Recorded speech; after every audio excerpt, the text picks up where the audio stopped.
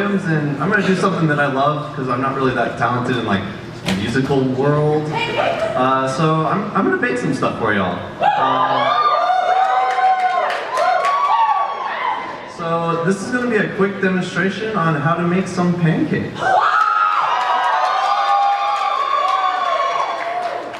Alright, so you may be wondering like why I chose pancakes. It's actually like a super simple dish, right? And honestly, it's because it's actually very easy, but it's about the same as civil engineering.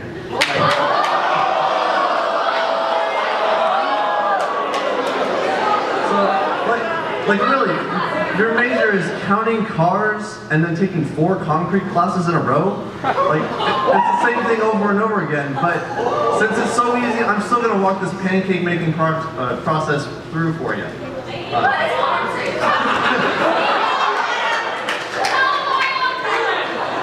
So the first step to a great pancake is you go to the store and buy a prepackaged mix.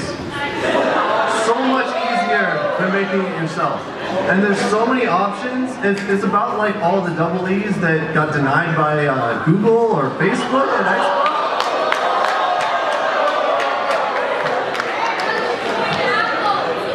And then up next, after you put that prepackaged mix into your mixing bowl, you add all the rest of the ingredients that you need. And, well, the issue with that is I threw away the box like every good engineer would. So honestly, I'm just going to kind of throw in some random ingredients and hope it works.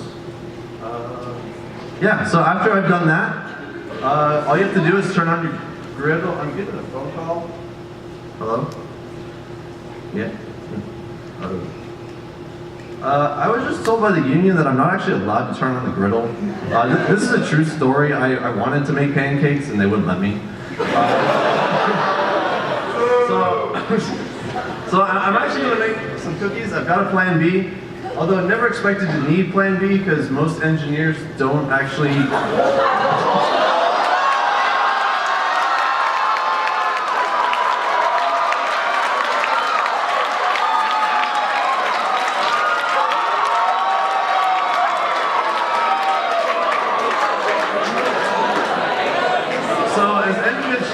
You actually want to brown your butter. That's the process of heating it up. It gets all the air out of it. And to do this, I need a heat source, which I don't have, but that's okay. And one of the benefits of browning your butter is it brings out this nutty aroma. It's fantastic for flavor and also covers up the stench of everything in EER. But since I don't really have a heat source here, you know, one thing I've learned in engineering is we're great at problem solving, and no problem is unsolvable if you have a check account.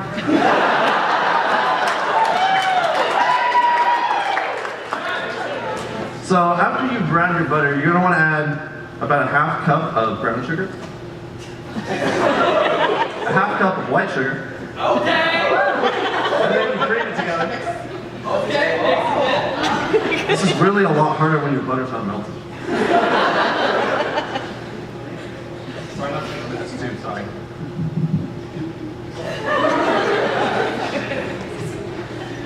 Alright, so now that I've got this this creamed mixture, the next step is going to be adding a little bit of vanilla, which is also what Chegg told me is great for browning my butter. It changes the color a little bit.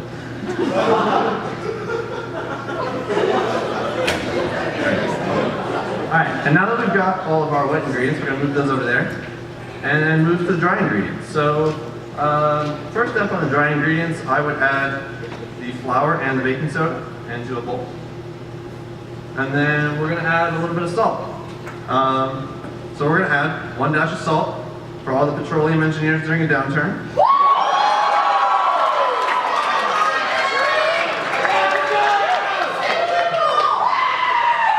Of salt for all the environmental engineers in the room. And 1 dash of salt for every single chemical engineer that doesn't go into the chemical industry.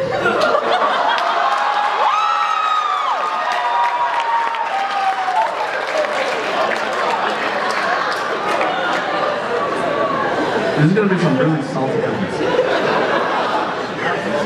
Now I'm going to go back over to my wet ingredients, and do something that honestly is more likely to get me a job than my engineering degree.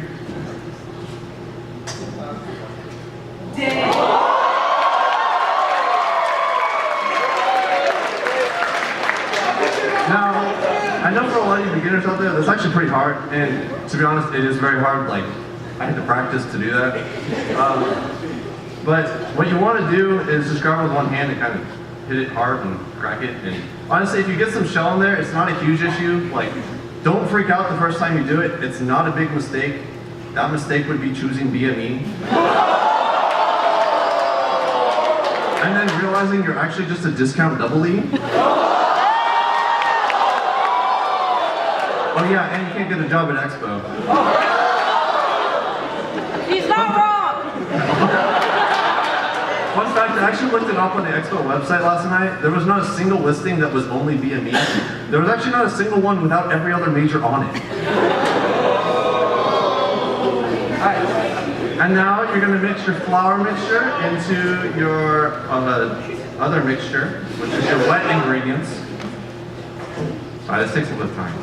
And then you're going to add some chocolate chips, because we're making chocolate chip cookies. There might be some for all of y'all. I lied, there's not.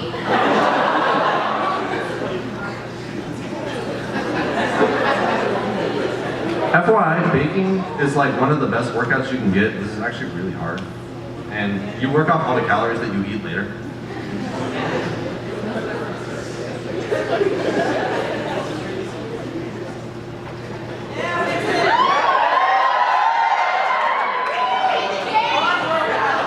Alright, so now you've got your cookie dough, and you want to make it into, just like, form it into a ball.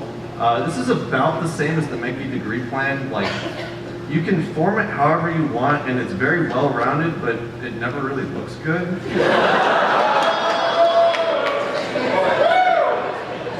And sometimes they turn out alright, and sometimes they don't.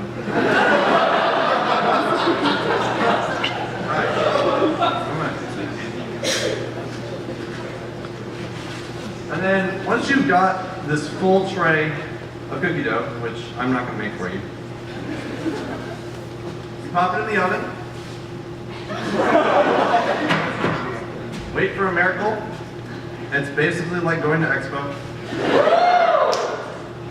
And then you get some beautiful cookies out.